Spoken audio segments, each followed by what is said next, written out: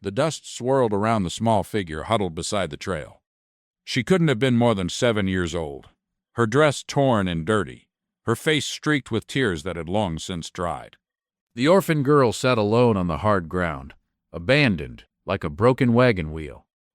Nobody knew how long she had been there, waiting for someone who would never come back. The sound of hooves broke through the desert silence. A lone rider appeared through the heat waves rising from the trail. This was no ordinary cowboy. His black hat was new and expensive. His boots shone even through the trail dust. The horse beneath him was a magnificent stallion worth more than most men saw in a lifetime. This was Silas Montgomery, owner of the largest ranch in 3 counties. Silas pulled his horse to a stop. He stared down at the girl with cold gray eyes.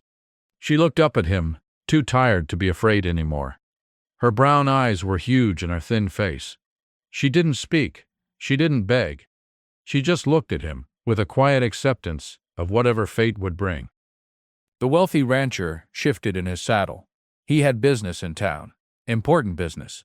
The last thing he needed was some orphan slowing him down. But something in those eyes stopped him from riding on. Maybe it was the way she didn't cry or plead. Maybe it was the dignity in her small, straight back despite her situation. Silas swung down from his horse with a grunt. He walked over to the girl and crouched down to her level. Up close, he could see she was even younger than he first thought. Maybe 6 years old. Her hair was tangled and full of dust. Her bare feet were cut and bleeding. "Where are your folks?"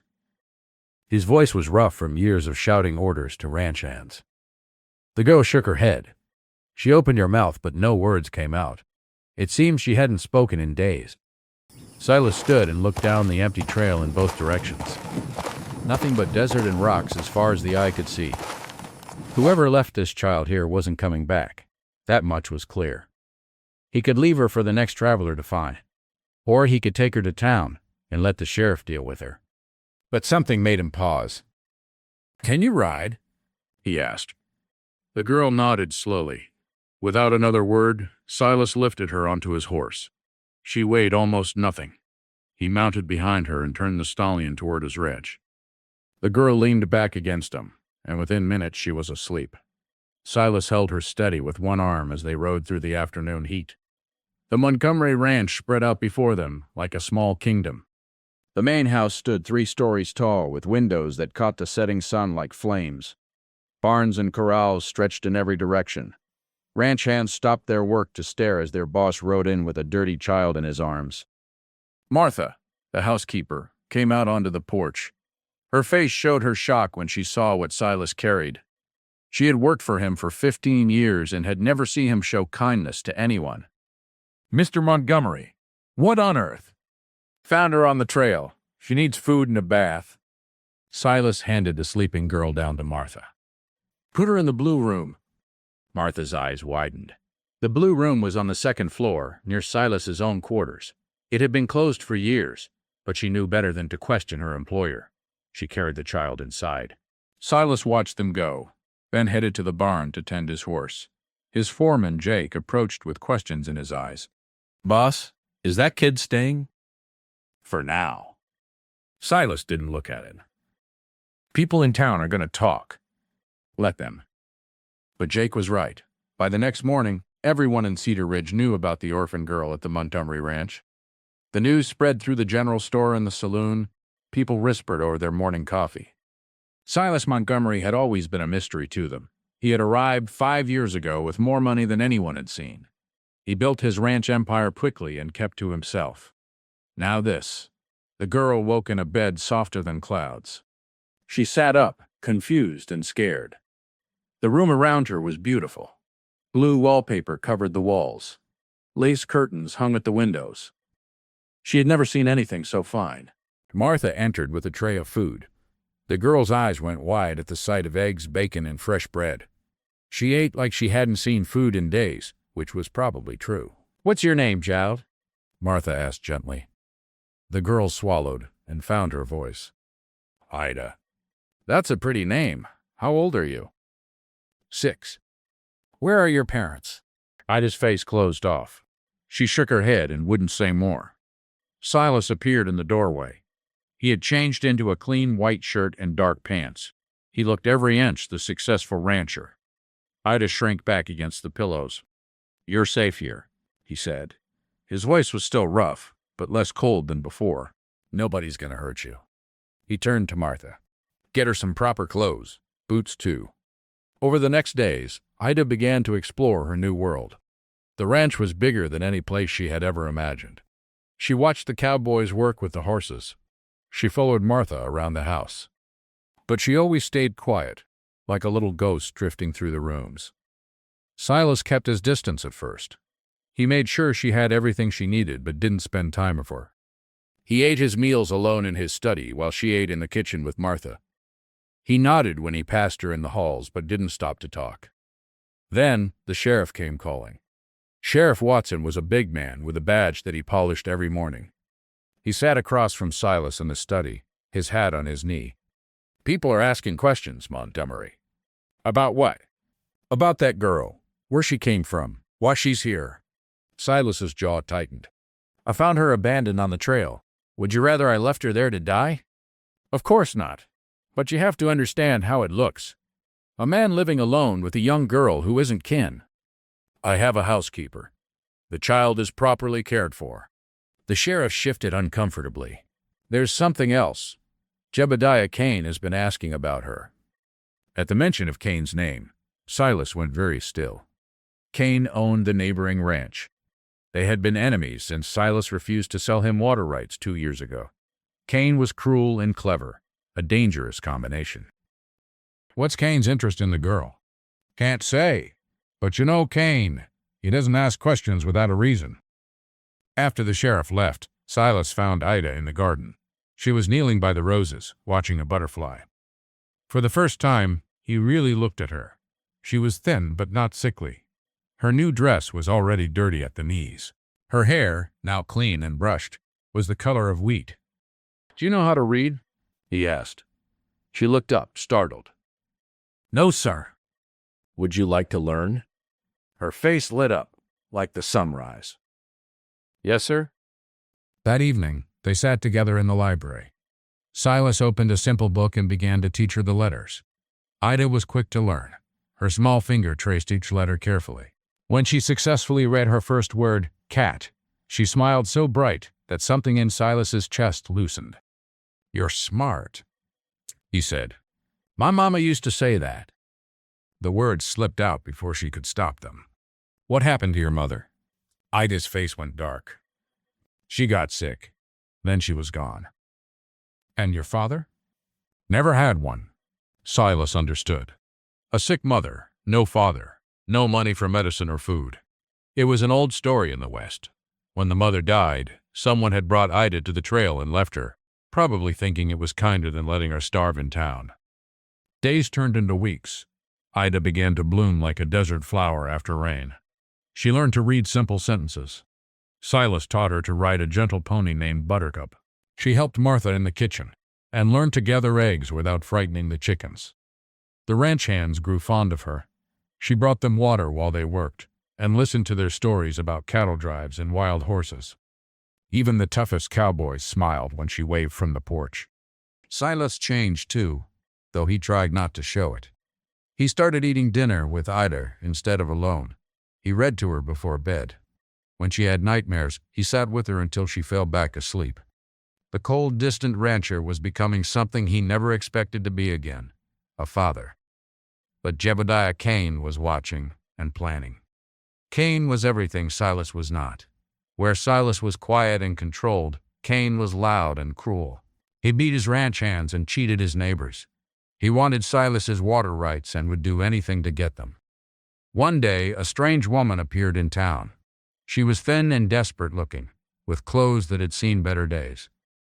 She asked questions about a young girl who might have been brought to town recently.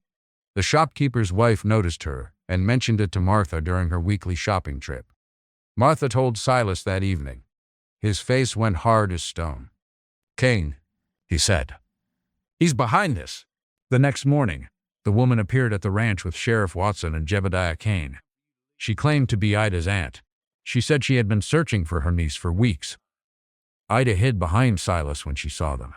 She was shaking like a leaf in a storm. "I don't know her," Ida whispered. "She's not my aunt." Silas believed her. He could see the fear in her eyes was real. But Kane smiled his snake smile. "Now, Montgomery, you can't keep a child from her rightful family." The sheriff looked uncomfortable. "The woman has papers. They look real enough." Silas knew the papers were fake. Kane had probably paid the woman to pretend to be Ida's aunt. But proving it would take time, and Kane might take Ida before he could expose the truth. "Give me 3 days," Silas said. 3 days to verify these papers. Kane's eyes narrowed. 1 day. 2, the sheriff said, trying to keep pace. That night, Silas tucked Ida into bed. She clung to his hand. "I won't go with her. She's not my aunt. My mama didn't have a sister." "I know. Trust me. You're not going anywhere." Silas spent the night planning.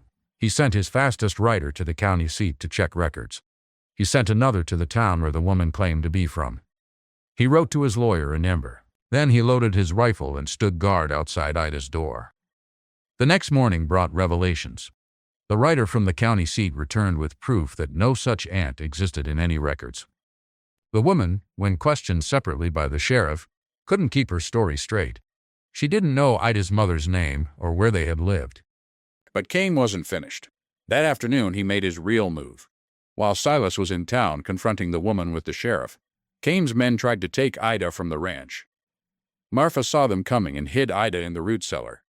Jake and the ranch hands stood ready with rifles. It was a standoff when Silas returned, riding hard with the sheriff beside him. "This is attempted kidnapping, Kane," the sheriff shouted. "Call off your men!" Kane's face was red with rage. "That man has something that doesn't belong to him." "You mean the child who isn't related to your hired actress?" Silas's voice was deadly calm. "The child you tried to steal to blackmail me for water rights?" The truth was out now. The sheriff had the fake aunt in custody. She had confessed everything for a reduced charge. Kane's plan was exposed. "You have 2 choices, Kane," the sheriff said. "Leave now and never come near this ranch again, or I arrest you for conspiracy to kidnap a child." Kane looked at his men, at the rifles pointed at them, but the sheriff's determined face. He spat on the ground and turned his horse around. His men followed. They rode away in a cloud of dust and defeat. That night, Silas sat with Ida on the porch. She leaned against him, safe and warm. "Am I staying?" she asked in a small voice. "Forever, if you want." "I want." Silas pulled out a document. "I've started adoption papers. Would you like to be Ida Montgomery?" She threw her arms around him, and for the first time in years, Silas felt his heart completely thaw. A year passed. The ranch thrived. Ida grew strong and happy. She could read whole books now, and rode her pony like she was born in the saddle. The townspeople no longer whispered about the strange rancher and his adopted daughter. They smiled and waved when they rode to town together. Martha often found them in the library, Ida reading aloud while Silas listened with a soft smile. The house that had been cold and quiet for so long was now full of laughter and life. On the anniversary of the day he found her, Silas gave Ida a locket. Inside was a picture of them together, taken by a traveling photographer. "So you always remember," he said, "that family isn't about blood. It's about choosing each other." Ida hugged him tight. "I'll never forget. You saved me." "No," Silas said, looking at his daughter with eyes that were no longer cold. "You saved me." The ranch continued to prosper. Kane never bothered them again. He sold his land and moved east, beaten by a man who had found something worth fighting for.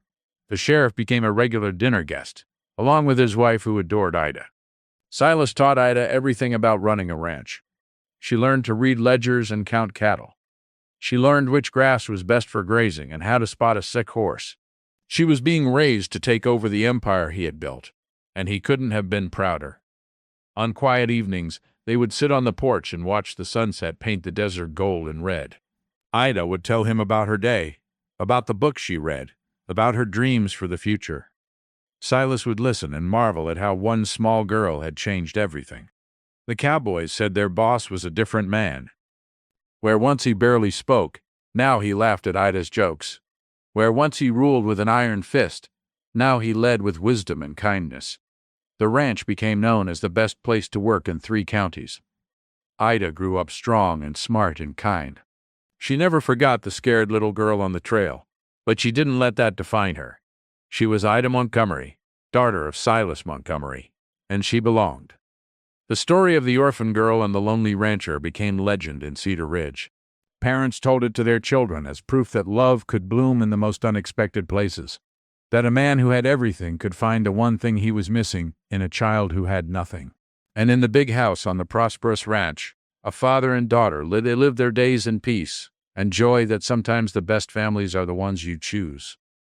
Together they had found home. Silas and Ida found a family in the most unexpected way, proving that a home isn't a place, but a person. If their story of hope and redemption moved you, let us know in the comments below. Don't forget to like and subscribe for more stories from the Old West.